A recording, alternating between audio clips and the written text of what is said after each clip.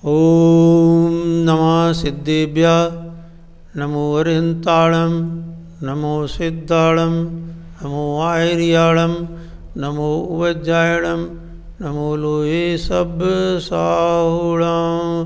बोलो पंच परमेष्टि भगवान की जय। हे भव्य जीवो, उपस्थित भव्य जीवो, हम भव्य कब कहलाते हैं? भव्य वो कहलाता है जो अपने हित और अहित की भाव जानता है कि मेरे हित के क्या कार्य हैं और मेरे अहित के क्या कार्य हैं। तो जब तक वो ये नहीं जानेगा कि हमारा हित काय में है और अहित काय में है, तब तक वो अपना कल्याण नहीं कर पाएगा। क्योंकि जैसे हमें भोजन करना है तो हम थाली में देख के भोजन करते हैं कि इसमें कोई जीव जंतु तो नहीं है, कंकड़ पत्थर तो नहीं है, लकड़ी वगैरह तो नहीं है, या बाल वगैरह तो नहीं है। ऐसे जब हम देखभाल कर काम करते हैं तो हम शुद्ध भोजन करते हैं। ऐसे ही हमको क्या करना है? प्रकृति का संरक्षण भी करना है, क्योंकि प्रकृति हमें क्या दे रही है? हमें जीवन दे रही है। लेकिन हमने क्या कर रखा है? प्रकृति को हम प्रदूषित कर रहे हैं। तो प्रकृति को हमें सुरक्षित रखना है तो हमारा जीवन बचेगा, नहीं तो हमारा जीवन भी नहीं बचेगा। अब प्रकृति से हमें गुण क्या सीखना है कि प्रकृति हमको सदा देती ही रहती है? हमसे कुछ नहीं मांगती, वो हमेशा देती रहती है। ऐसे ही जो देव लोग होते हैं, देवता होते हैं, जो अच्छे काम करके स्वर्ग में बस जाते हैं। और देवता किसको कहते हैं? कि जो देव होते हैं देने वाले होते हैं, जो हमेशा देते रहते हैं, वो देवता कहलाते हैं। तो हमें भी कैसे बनना है?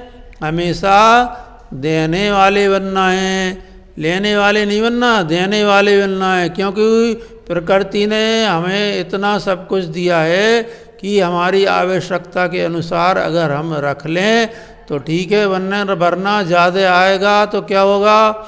जैसे बहुत सारा अन्न अगर अपन रख लें, बहुत सारे फल सब्जी रख लें, फ्रिज में रख लो, चाहे कहीं भी रख लो, एक समय के बाद वो नष्ट हो ही जाते हैं। और धन भी है तो वो हमारे लिए क्या करेगा?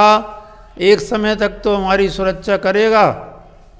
उसके बाद जैसे हम तिजोड़ियाँ भरते चले जा रहे हैं, एक पेटी भर गई, दो पेटी भर गई, है ना, तो अब हम उनकी सुरक्षा करो, वो हमारी सुरक्षा नहीं करेंगे। अब जैसे आजकल क्या हो रहा है, पैसे को जो अपन ने प्राथमिकता दे दी, कैसी कि बेटा तो एक है और दौलत करोड़ों अरबों की है।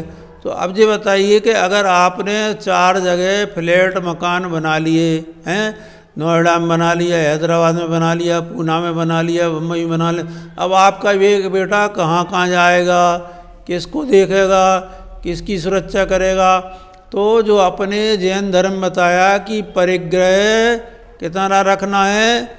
जितना आवश्यक है उतना ही रखना है, नहीं तो ये काय का कारण होता है? पाप का कारण बनता है।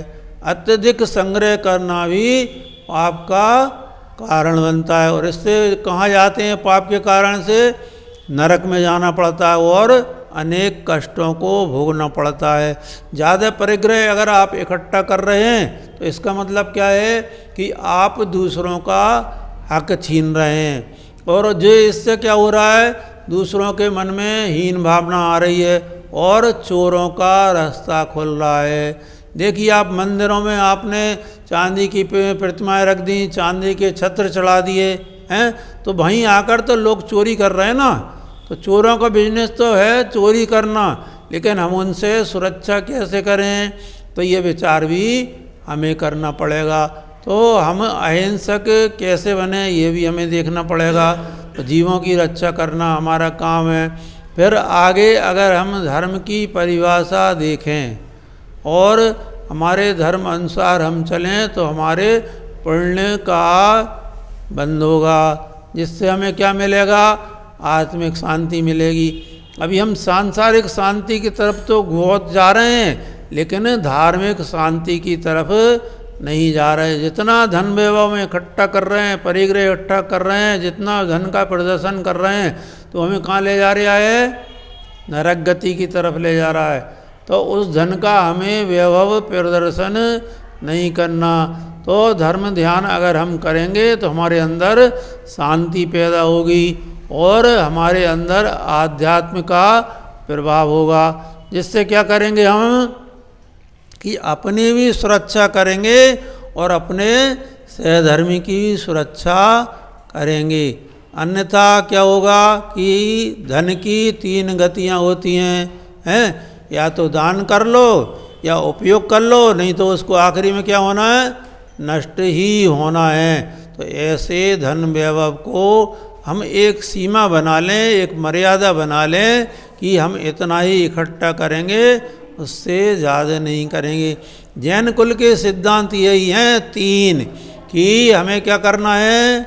सुबह उठकर मंदिर जाना है, अभिषेक पूजन करना है और रात्रि का भोजन नहीं करना और पानी छान कर पीना है।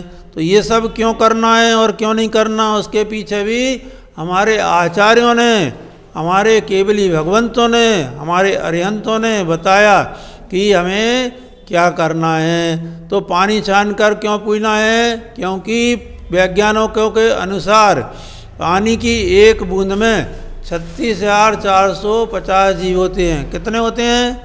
36,450। लेकिन हमारे आचार्यों के अनुसार अनंत जीव होते हैं। अनंत कितने? कि अगर वो सूक्ष्म जीव कबूतर